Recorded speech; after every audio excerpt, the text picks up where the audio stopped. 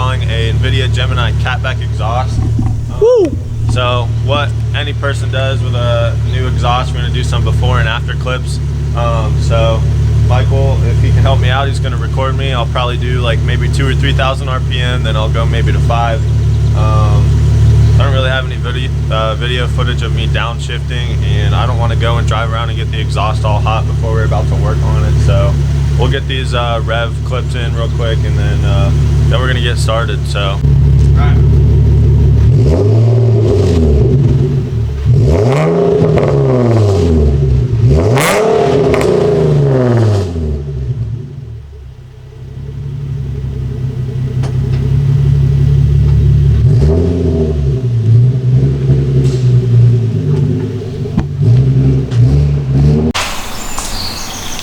Alright, you guys, so as you can see, we have got the car up on jack stands, trusty wood blocks because my car is too low for a low profile jack. Boom, boom, boom. So I think the easiest way would be to just start from the back and work our way to the front. The axle backs connect to whatever that crap is, where the resonators used to be, and then that bolts up to the Y pipe, and then the Y pipe, it's called a Y pipe. The Y pipe goes up to the test pipe. So 1, 2, 3 sections, and then I think there's a total of 4 hangers.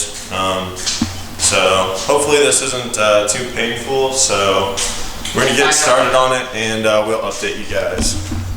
So we got the old exhaust off, the new exhaust, and so basically it's like a straight pipe right now. Yeah, it's just the headers and the test pipes. I don't have cats, I don't have resonators in the test pipe, so yeah, basically it's a straight pipe. Well, let's see what she sounds like. Well, for the old exhaust, if you guys are taking this off, I don't know about the hardware for the mufflers for these axle backs, but for the Z1 Motorsports Y pipe, the bolts were a 16mm socket, so if you're taking off your old exhaust, that's what you're going to need.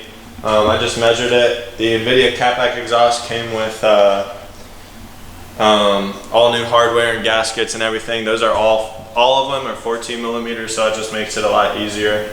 But yeah, for whatever reason, Michael wants me to start my car with open headers, open test pipes, so let's hear it. Dude, it's gonna sound so bad. Oh, it's gonna sound so bad. Just give it like a 2K rev. It's gonna sound so bad. I'm not revving it. Yeah, you are.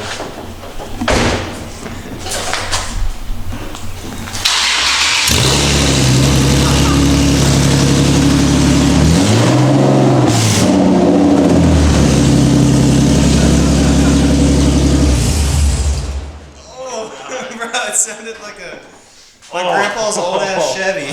Oh my god. Dang, dude, bro. That sounded awful. Yeah, it did. Hopefully this exhaust. This sounded like an old tractor trying to start up.